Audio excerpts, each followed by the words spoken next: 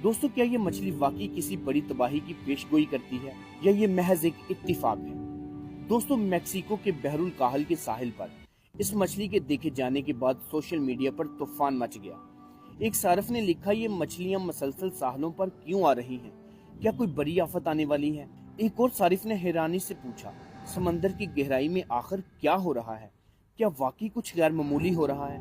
दोस्तों, माहिरीन का कहना है कि डोम्सडे फिश और ज़लज़लों के दरमियान कोई साइंसी तल्लक साबित नहीं हुआ, मगर हाँ, कुछ मुमकिन वजूहात हो सकती हैं। समंदरी दर्जा हरारत में तब्दीली की वजह से ये सतह समंदर पर आ सकती है, या फिर गहराई में ऑक्सीजन की कमी या पानी के बहाव में अचानक तब्दीली की वजह से ये मछलियां समंदर की सतह पर आ सकती हैं। दोस्तों, चोट या बीमारी की वजह से कमजोर हो जाने पर ये मछलियां सतह समंदर पर आ सकती हैं, या फिर समुद्री तूफानों की वजह से बहकर सतह समंदर पर इनका आना बड़ी वजह बन सकता है। दोस्तों, माहिरीन कहते हैं कि अगरचे कुछ जानवर कुदरती आफात से पहले गैर मामूली रवैया दिखाते हैं, लेकिन ओरफिश पर यह असूल लागू नहीं होता। तो क्या वाकई डोम्सडे फिश कुदरती आफात की पेशेनगोई कर रही है? दोस्तों, साइंसी तौर पर इसका ज़लज़लों से कोई तल्लक साबित नहीं हुआ।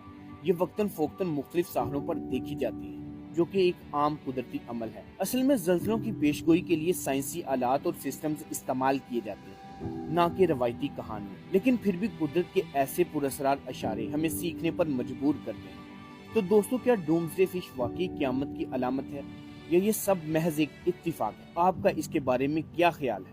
क्या आप इसे एक पुरअसरार कुदरती निशानी समझते हैं या महज एक साइंसी इत्तिफाक? कमेंट में अपनी कीमती राय जरूर दें, और अगर आपको ये वीडियो पसंद आई तो लाइक करें, चैनल को सब्सक्राइब करें और बेल आइकन दबाएं, ताकि आपको मजीद हैरत अंगेज वीडियोस मिलती रहें। मिलते हैं अगली ऐसी वीडियो के साथ, तब तक के लिए अल्लाह हाफिज।